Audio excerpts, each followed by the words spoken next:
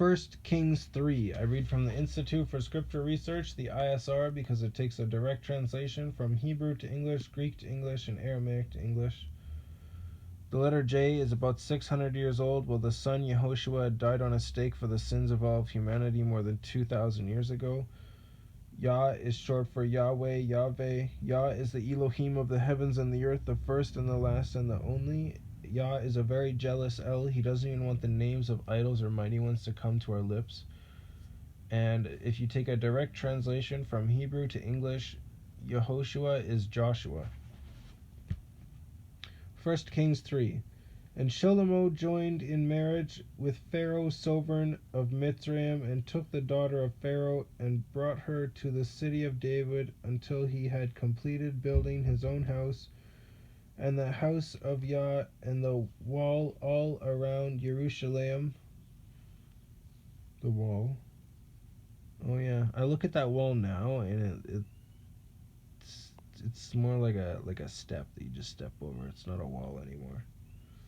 But Yah said that they were going to get destroyed. They kept doing their stuff, and they got destroyed, and then they got abandoned. Yah was like, nah, I give you up completely. And now his people are his people who choose to follow him.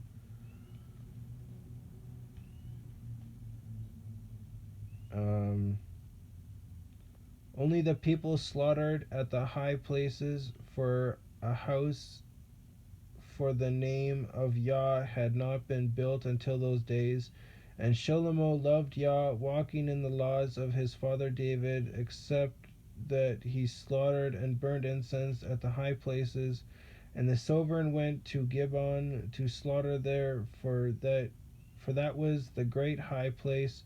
Shlomo offered 1,000 ascending offerings on that slaughter place, and at Gibeon, Yah appeared to Shlomo in a dream by night, and Elohim said, ask what I should give you. And Shlomo said, you have shown great loving commitment to your servant David, my father, as I walked before you in truth and in righteousness and in uprightness of heart with you, and you have guarded for me this great loving commitment, and did not give him a son to sit on his throne, and did give him a son to sit on his throne, as it is this day.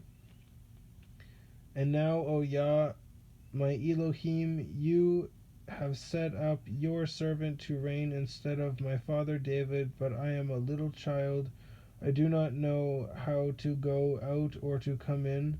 And your servant is in the midst of your people, whom you have chosen, a great people, too numerous to be numbered or counted.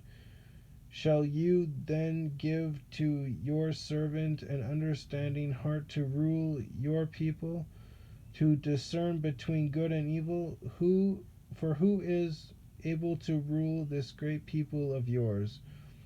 And the word was good in the eyes of Yah that Shlomo had asked this. So Elohim said to him, because you have asked this, and have not asked long life for yourself, nor have asked riches for yourself, nor have asked the life of your enemies, but have asked for yourself discernment to understand right ruling.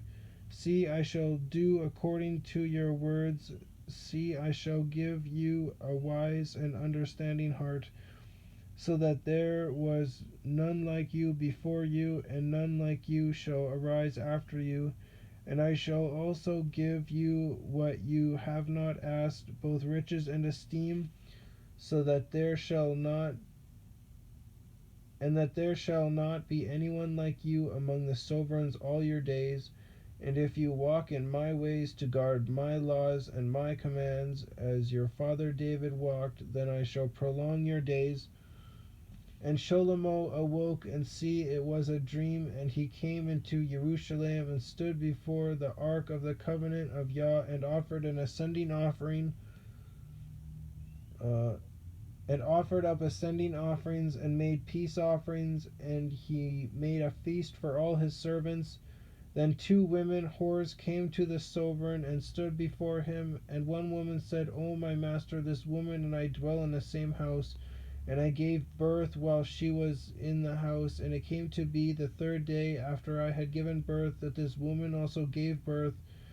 And we were together. There was no one else with us in the house, only the two of us in the house. Then this woman's son died in the night because she lay on him. And she rose up in the middle of the night and took my son from my side while your female servant slept, and laid him on her bosom, and laid her dead child in my bosom. And I rose up in the morning to nurse my son, and saw he was dead. But I looked at him closely in the morning, and I saw he was not my son whom I had born. And the other woman said, No, but the living one is my son, and the dead one is your son. And the first woman said, No, for the dead one is your son, and the living one is my son. And they spoke before the sovereign, and the sovereign said, The one says, This is my son who lives, and your son is the dead one, while the other says, No, for your son is the dead one, and my son is the living one. And the sovereign said, Bring me a sword. So they brought a sword before the sovereign, and the sovereign said, Divide the living child in two, and give half to one and half to the other. And the woman whose son was living spoke to the sovereign, for she was overcome with compassion for her son. And she said, O my master, give her the living child, and by no means kill him. But the other said, Let him be neither mine nor yours, but divide him. And the sovereign answered and said, Give the first woman the living child, and by no means kill him. She is his mother. And all Israel heard of the right ruling which the sovereign had rendered, and they feared the sovereign, for they saw that the wisdom of Elohim was in him to do right ruling. In fact, I would have taken that lady who demanded that that was her child, and I would have just put her to death. I would have killed her easily, without a doubt in my mind.